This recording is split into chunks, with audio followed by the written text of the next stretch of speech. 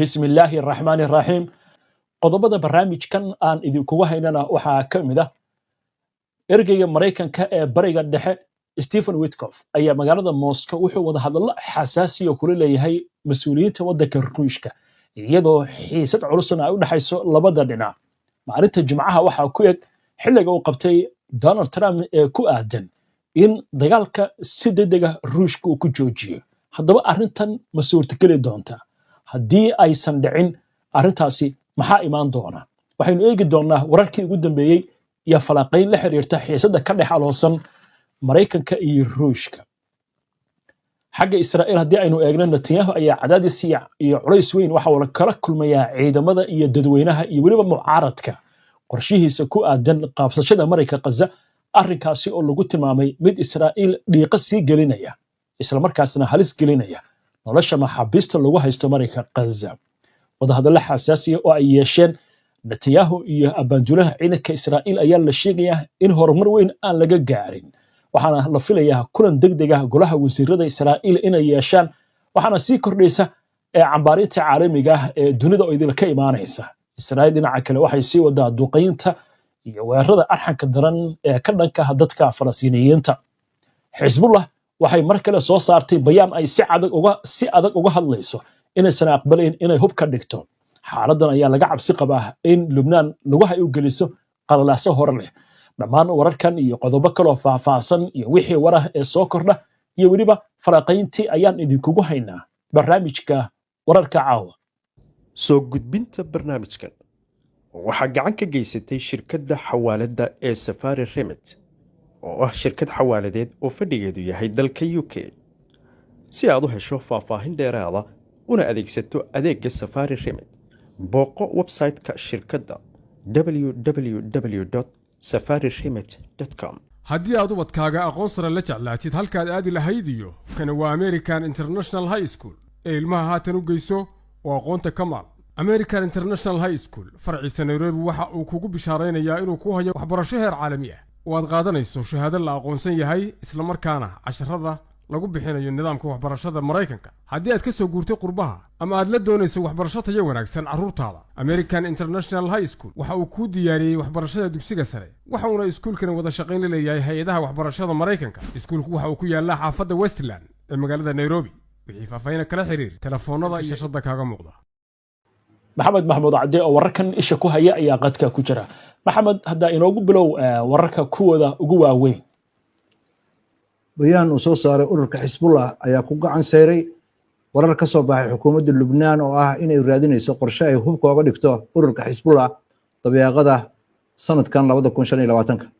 waxaana Xisbullah ku sheegaysaa arrintaas inay tahay khalad weyn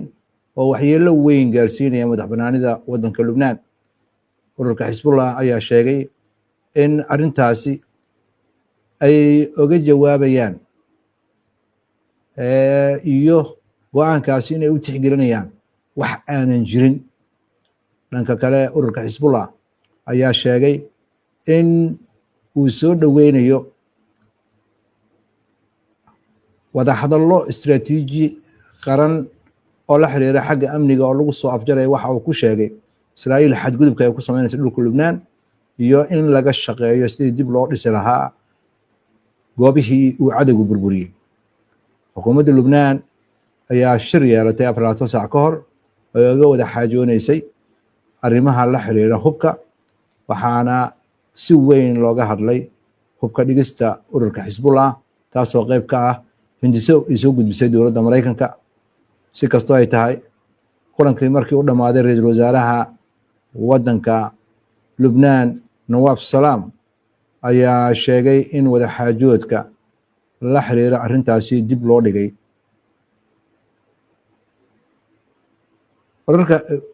wakaaladaha wararka ee reer galbeedka ayaa soo xiganaya saraakiil Israa'iiliyiin oo sheegaya in kulan uu dhex maray ra'iisul wasaaraha Netanyahu iyo madaxiisa ama wasiirkiisa arrimaha sirta Gadi Zamir waxaana laga wada hadlay hindise si buuxda ay Israa'iil oo la wareegayso marinka Gaza Zamir ayaa digniin ku bixiyay kuna siiyey netanyahu in la qabsado marinka khaza oo dhan waxay waxyeelo yeeli kartaa buu yidhi maxaabiisteena lagu haysto marinka khaza. dhinaca kale wargeyska israa'iil yom la yiraahdo oo soo xiganaya ilo militariga ayaa sheegaya in abaanduulaha ciidamada israa'iil Eyal Zamir laga yaabo inuu usoo bandhigo xukuumadda khataraha ka imaan kara in la isku ballaariyo marinka khaza. Zamir ayaa waxa isku dayaya inuu ka dhaadhiciyo golaha amniga in xoog lagu qabsado marinka khaza aynan waqtigeedu sax ahayn. Zamir ayaa sidoo kale ka hadli doona inta ay qaadanayso in ciidamadu ay xoog u qabsadaan marinka khaza. wargeyska Britain ka soo baxay la yiraahdo The Financial Times ila uu soo xiganaya ayaa sheegaya in militariga Israa'iil uu ka soo horjeedo qorshayaasha uu soo jeediyey wasiirka difaaca Israa'iil ee la yiraahdo Israa'iil Katz ee lagu abuurayo magaalo bini aadanimada loogu talagalay marinka khaza iyo in dadka reer khaza loo raro magaaladaasi. Ra'iisul wasaaraha Israa'iil Benjamin Netanyahu ayaa qaban doona golihiisa wasiirada shir ay kaga hadlayaan amniga, waxaana laga wada xaajoon doonaa tillaabooyinka xiga ee militariga ay tahay inay ka qaadaan howlgallada khaza sida xafiiskiisa laga soo xiganayo. intii kulanka lagu jiray ayaa golaha wasiirada waxaa lagu waramay in laga filayo inay ansixiyaan in la qabsado si buuxdana loo qabsado marinka khaza marka laga gudbo inay ka soo horjeesteen ciidamada saraakiishooda iyo abaanduulaha ciidamada qaabka sida, waxaana digniin lagu bixinayaa tillaabadaasi inayna istaahilin khasaaraha nafeed ay geysanayso iyo in la qabsado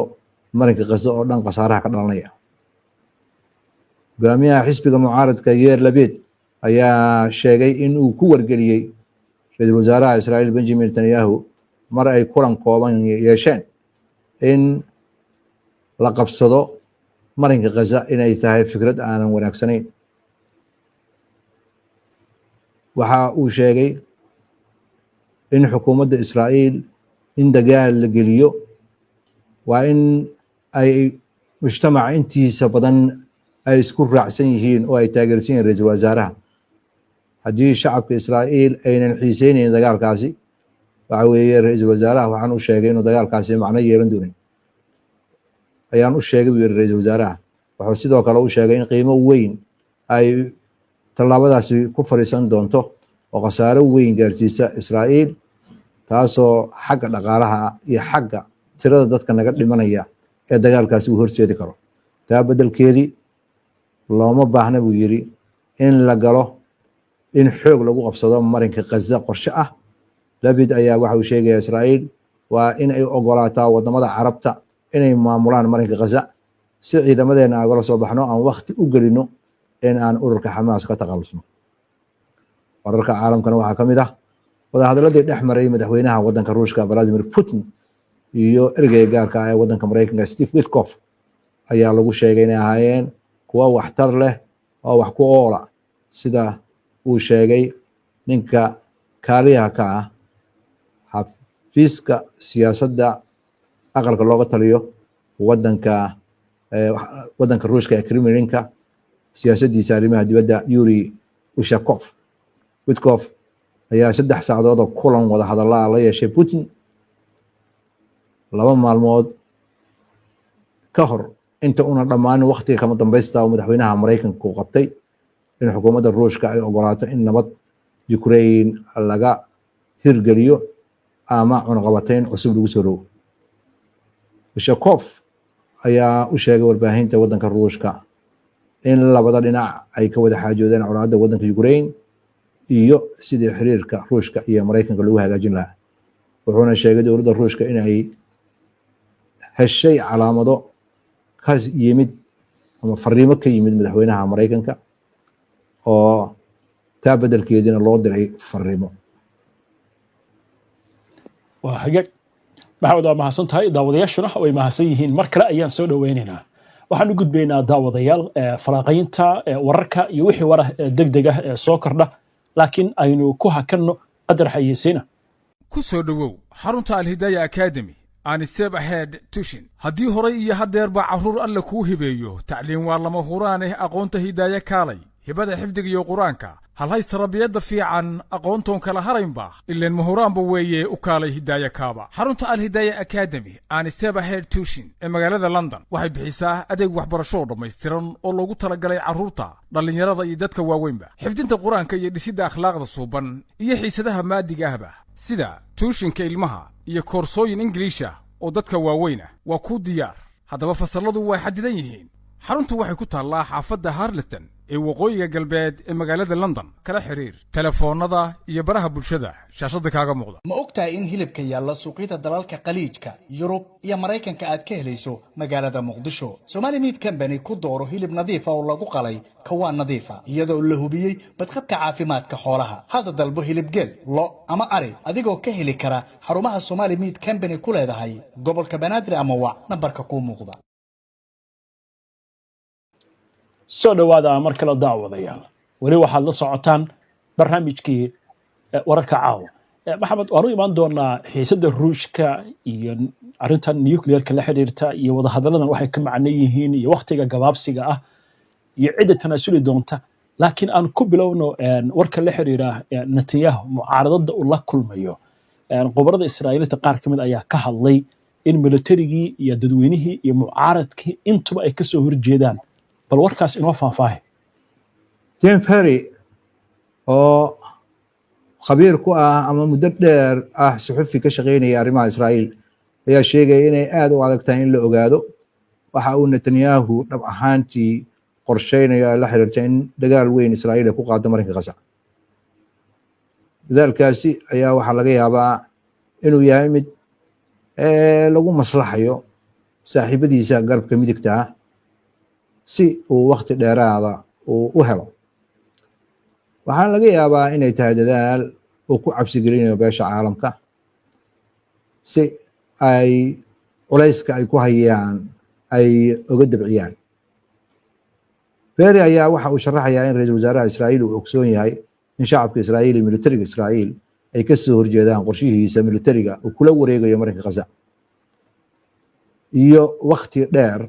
iyo si joogto ah in marinka Gaza loo maamulo 2 milyan oo qof inay shaqo dhib badan tahay ballanqaadadaasi waxa ay keenayaan dagaal weligii socda oo u baahan hawl fara badan khasaaro badanna dhinacyadoo dhan u keenaya waxayna noqonaysaa in nolosha dadka maxaabiista Israa'iil laga haysto loo huro dagaalkaasi marka la fiiriyo qawaaniinta caalamiga marinka Gaza waxa loo tixgelinayaa buu leeyahay ninkan khabiirka ah inay Israa'iil xoog ku haysato rabtana inay si weyn oo la wareegto dhulkaasi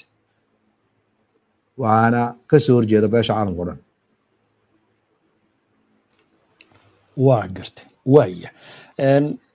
arrimahan intayna ka bixin Netanyahu qorshahan ah in uu yiraahdo marka qabsanaya ma arrin siyaasadeed ba oo dhanka siyaasadda u janjeerta haddii waxaan dhan ay ka digayaan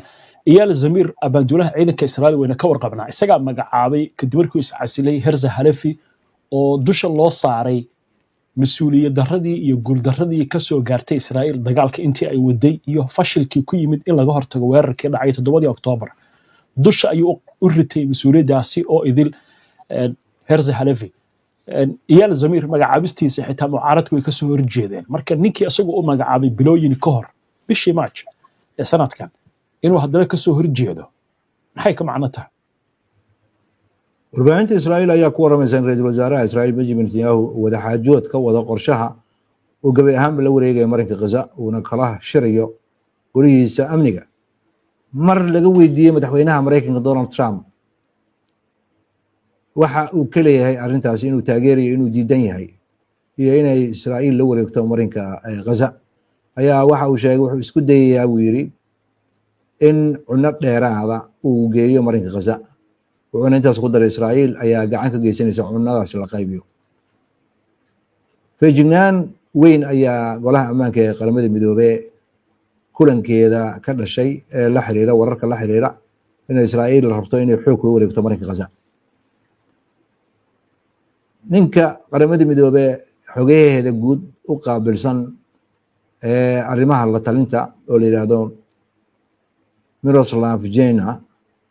ayaa ka digay in tallaabada noocaas oo kale ay masiibo iyo cawaaqib xumo ka dhalanayso rob binfold oo wax ka dhiga jaamacadda kings college ee magaalada london arrimaha amniga caalamkana dhiga ayaa waxa uu sheegayaa qorshaha israa'iil inay yihiin qorshayaal keenaya dhibaato aada u ballaaran. haddii aan ku nuxnuuxsado dhanka su-aasha ay weydiisay ee la xiriirta netanyahu haddii laga soo horjeedo muxuu ugu adkeysanayaa in uu wado, waxa uu rabaa inuu maareeyo dagaal uunan maareyn karaynin oo ciidankiisii kuwa ugu xooga badnaa qaybtii 98aad ay barqa cad ka holeeleen oo ay gurteen iyada oo aan cidna lagala tashan sababo la xiriira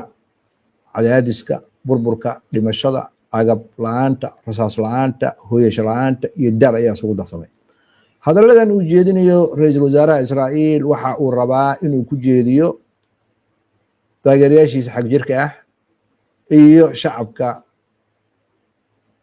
israa'iil. xaqiiqada meesha jirta ayaa waxay tahay israa'iil dagaalka marinka gaza hadday kordhin lahayd hadday iska dayn lahayd waxay reebata lama arko.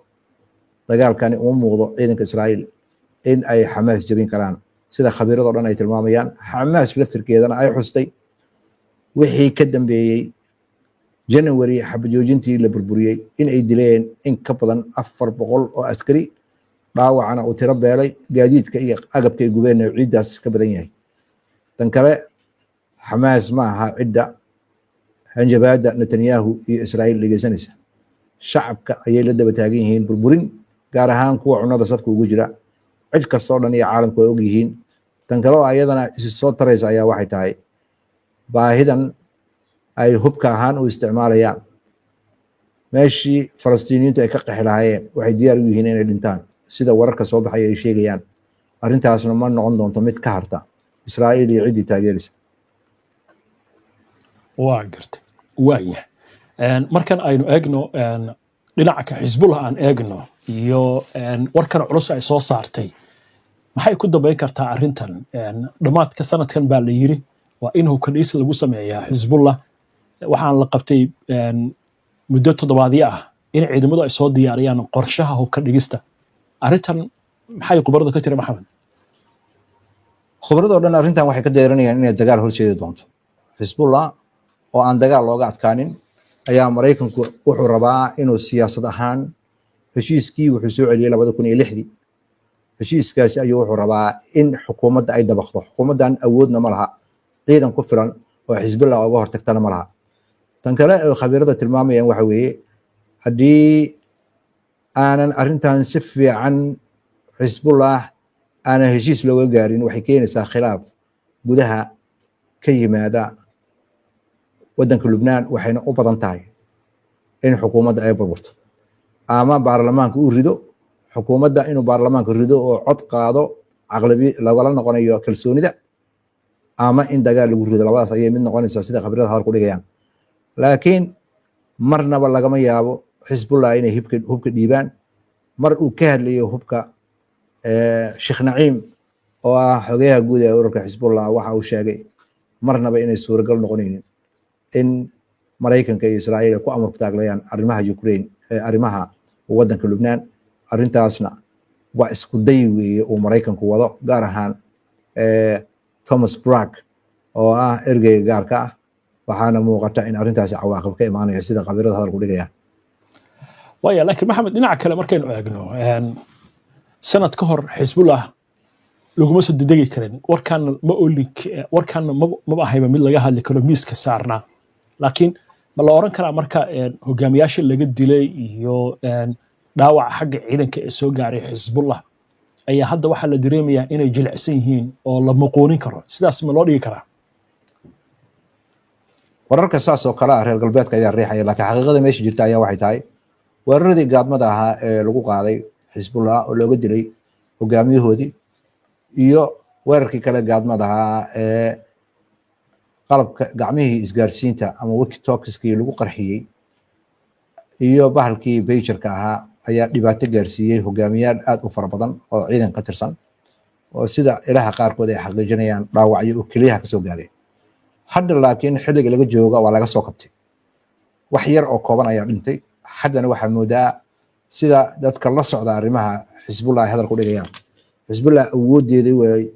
way leedahay israa'iil markay dagaalka lugta gashay ayadoo ay sadmadaasi dhacday iyo gaalmadaasi dhacday jilibka ayaa loo dhigay way dhaqaaqi weyday hadda xabad joojinta ayay meelaha xuduudka dhaqaaqdaa duqeynna waa wadaa xadgudub fara badan ayay ku sameynaysa xisbullah markaan dagaalka hadday soo gasho ay dagaalka kusoo noqoto uma muuqanayso in xabad joojin iyo wada hadal dambe inay dhacayaan waxa ay khabiirada hadal ku dhigayaan inuu dagaalka noqonayo mid isku riiqdo tan kale fidnada ay ka shaqeynayaan maraykanka iyo israa'iil oo ah in dowlad tacbaana ay sanka u geliyaan in ay meel mariso awaamiir aynu meel marin karin ayaa waxay soo dedejinaysaa in xisbullah ay weerarka ayada bilowdo sababtoo ah xadgudubyadii cirka toddobaadkii lasoo dhaafay xataa waxbaa la duqeeyey tan kale waxaad moodaa in la rabo in la jeediyo xisbullah sababtoo ah dagaalka marinka Gaza ayaa hadda waxaa laga yaabaa inuu Israa'iil kusoo kululaaday haddii dagaalkaas uu hadda bilowda kalena waxa weeye waxay noqonaysaa ma joogto Israa'iil heerkii ay joogto markuu dagaalka bilaabanayay ciidankeeda waa daalan yihiin waa tacbaan weeye xisbullah gaadmadii loo geystay iyo askartii badnayd ee saraakiisha laga dhaawacay ka soo qabatay dagaalka intuu dhaco waxaa la sheegayaa inuu noqon doonin mid qurux badan waxayna u badan tahay sida hadalka loo dhigayo in dagaal uu dhacayo ama Lubnaan gudaheeda ka dhaco ama ayadoo xeeraysanaysa xisbullah hadday marba dagaal galayso in ay Israa'iil dagaal ku qaado inay dhici karto waay maxamed oo ku soconaynaa balaan eegna war degdeg ah oo hadda soo dhacay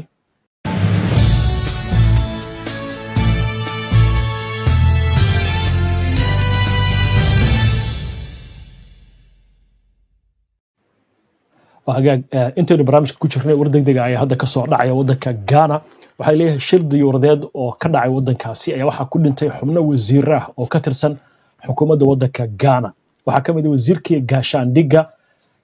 Omane Bowama iyo wasiirkii deegaanka Murtala Mohammed waxaana la sheegayaa in shil diyuuradeed oo diyaaradda nooca qumaatiga u kaca ay ku geeriyoodeen wararkan waa war degdeg oo hadda soo dhacaya wixii warah ee ku soo kordha wararkanna barnaamijyadeena dambe aan idinkugu soo gudbin doonaa waa laba wasiir oo ka tirsan xukuumadda Ghana wasiirka gaashaandhigga iyo wasiirka deegaanka oo ku geeriyooday shil diyuuradeed oo goordhaweyta dhacay waayahay maxamed dhinaca kale aynu eegno xagga ruushka wadahadalladan ka socda magaalada Moscow Stephen Witkoff uu leeyahay Putin 3 saac bay qaateen baa la yiri macnaheedu waxa weeye waa la isku jilba murxay maxaa laga filan karaa wadahadalladan wax faahfaahin oo dheeraada kama soo bixin marka laga reebo in ruushka uu sheegayo in si fiican la isugu hawaday oo runta la isu sheegay oo ay ka mid tahay in labada dhinacba ay fariimo isu gudbiyeen Maraykanka ayaa waqti kama dambaysa qabtay waxaan arki doonaa Maraykanka markuu Witkoff soo noqdo waxa uu saxaafadda u sheego ruushka laga filimaayo inuu wax wara oo rasmi ah ka soo saaro wixii meesha ka dhacay lagamana yaabo ruushka inuu bedelo siyaasaddiisa ku wajahan Ukraine cidda laga yaabo inay tanaasul ka samayso oo laga filayo sida ay khabiirada reer galbeedka ayaantan dhan hadal ku dhigayeen in Maraykanka uu isku doono ruushka una qabateen uu ku soo rogo dalalka kalena waxba ma tarayso waxa uu hadda ugu hanjabayaa inuu una qabateen ku soo rogo wadamada Brazil iyo Hindiya oo iibsada hubka gaaska iyo saliidda waddanka ruushka waxaa la leeyahay markii ugu horeysay taariikhda oo ay Hindiya ku gacan saarto Maraykanka talada soo jeedinayo saliid raqiis ah gadanin ee saliid qaali ah gabo kaama yeelina yiraahdeen waddankeena danihiisa anaga naqaana marka Maraykanka waxa laga yaabaa ergeygan la diray inay la xumaatay in bahasha ay u socoto meel khatar kadib markii uu ruushku sameeyay dhaqdhaqaaq xagga militariga gaar ahaan qaybta nukleerka qaabilsan oo feejignaan weyn gelisay caasimado badan oo ka mid ah Yurub iyo NATO waaya haddii ay noqoto in dib looga laabanayo waqtigan uu qabtay Donald Trump Maraykanka markaa tanaasulaad ka sameynaya mise ruushka laftigiisa warar waxaa jira soo baxaya sheegaya suurtagal inay tahay inuu joojiyo duqeymaha xagga cirka soo lama oran karo markaasi haddii ay dhacdo in markaa Putin uu soo dabcay wararka ka soo baxa oo rasmiga ah waddanka ruushka ayaa arrintaas noo xaqiijinaya laakiin maraykanka ayay u badan tahay warka ugu horeeya inuu ka soo baxo in is-afgarad u dhacay haddii is-afgarad u jiro laga fili maayo ruushka inuu wax tanaasul ka sameeyo arrimaha Ukraine dagaalkan 3 sano iyo dheeraad ka socday oo hadda duqeyntiisa ay aad u dardargashay oo saacadihii la soo dhaafay oo dhan lagu duqeynayay gantaalada guuxooda ka dheereeya magaalada Kiev oo ruushka uu degdeg geliyay dagaal uma badna sida khabiirada ku dhigayaan inuu ruushka tanaasul sameeyo waxaa laga yaabaa haddii cid tanaasul sameynayso dhanka maraykanka inay noqoto sababtoo ah ruushka ilaa iyo 2014 ayuu ka digayay isbalaarinta NATO iyo siyaasaddan reer galbeedka ay ku taageerayaan hubka tan kale oo ayadana aan la shaacin oo la qariyay waxay ahayd duqeymihii ugu dambeeyay waxaa wax ku noqday khabiiradii reer galbeedka oo maraykanka kamid ahaa iyo diyaaradihii maraykanka uu keenay iyo airport lagu qarinayay ayaa dukum daakum laga dhigay marka labada dhinac warkooda anaga isu qaban mayno ruushka wixii uu sheego ogaaladiisa wararkaas rasmiga waxay sheegaan ayaan soo gudbin doonaa maraykankana wuxuu uu sheegay ayaan soo gudbin doonaa markuu Witkoff dib u noqdo laakiin waxyaabahan isha falataynta hadda waxa weeye tusoo taabsi ayuu dunku isu bedelay qolo walba wixii ay sheegato ayaa laga dhageysanayaa laakiin wakaaladaha wararka ayaa hadda waxay horordayaan tanaasul iyo wax la xiriira oo xagga ruushka wararkaas anaga xaqiiqadiisa ma hayno axmed aad baad u baahsan tahay daawadayaashu ay mahadsan yihiin inta ayaan kusoo gabagabaynaynaa caawa barnaamijkii wararka caawa daawada waxay naga xasuusa si aad ula socoto wararkan iyo barnaamijyadan iyo macluumaadkan aynu halkan ka soo gudbino haddii aad ka cusub tahay baraheena bulshada ama horay aadan uga xirnayn hadda ku soo dhawo aynoo barnaamijka inta ka horeysa nabadgelyo ku soo dhowow qaari online qurba joogta dadkaygu barashadii quraanka iyo qalinkii aqoonta oo online lagu qorsheeyo qadka haatan laga helo waa qaari online qabso oo hadalkaygu waa qaari noqo oo quraanka ku baro online waa ubadko qurba jooga qadka iyo internetka casharada ka qaateen u kaalaya qaari online waxa uu diyaar idin leeyahay barashada maadooyinka quraanka kariimka higaada iyo asaasiyaadka diinta islaamka iyadoo ardaygu uu helayo hal week oo tijaabo ah inta uusan arday si rasmi ah uga noqon xarunta taasoo ah waxyaabaha ay gaarka la yihiin macallimiintu waa khuburo macallinka ugu yarna waxa uu leeyahay 5 sano oo khibrada waalidka ubadku u dhigtaan isagana free wuu ku baran karaa haddii uu u baahan yahay iyaduna waa fursad kale oo waalidku uu ka helayo qaari online haddaba si aad uga faa'iidaysato casharada qaari online la xiriir ciwaanada iyo telefoonada shaashada kaaga muuqda